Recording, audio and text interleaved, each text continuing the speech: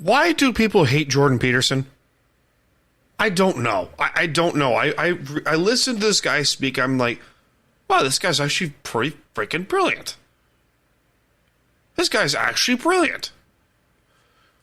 You know, he has some really good points about certain things. Like his daughter, Michaela Peterson, was using the carnivore diet, and it really helped her arthritis and her brain as a whole. I mean, it's just like, wow. And he tried it too and was like, wow, he's fucking brilliant. And then I read like some comments on like, why do people hate this guy so much? I'm going to read through this Reddit post right here. In a time where outward masculinity is considered toxic and women embrace misogyny and applauded instead of checked, Jordan Peterson, who is he's pro free speech, blah, blah, blah, which, Jesus. He basically countered feminism, and it just, okay, let me be real here. I am not, it's the whole Andrew Tate thing as well, which is I'm not against Andrew Tate. I'm not against Jordan Peterson. There are some things that the both of them say that make really good points. Like, okay, it is your job as a man to help assist and provide for yourself and for your family and for your loved ones. It is your job to do so. And Jordan Peterson will say, like, hey, you could speak up about shit that makes you upset as a man.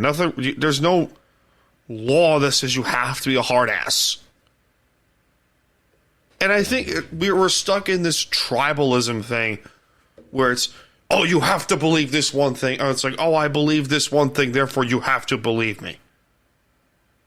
Like, what? Like, what sense does this make? I'm not a smart person by any way, shape, or form. Well, I am, but I'm not like a super genius. Let's just throw this in the way. Let's just throw it in there. I gotta stop degrading myself. But my point is, just because you're offended by something doesn't make you right. Ricky Gervais.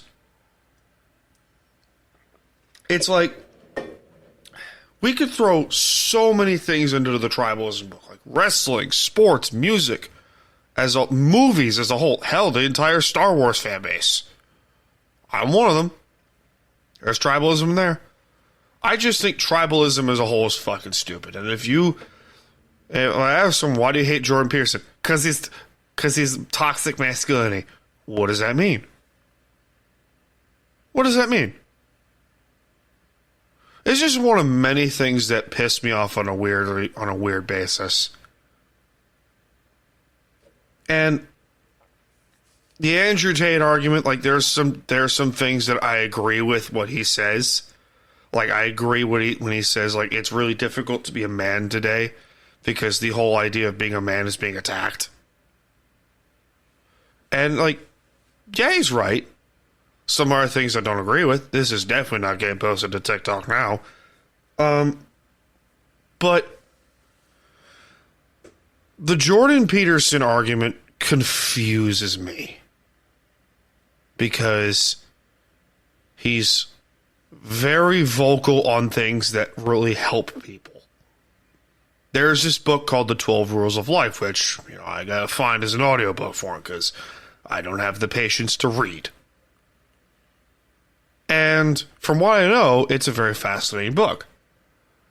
I think you can do this as a whole, like on the outside, and just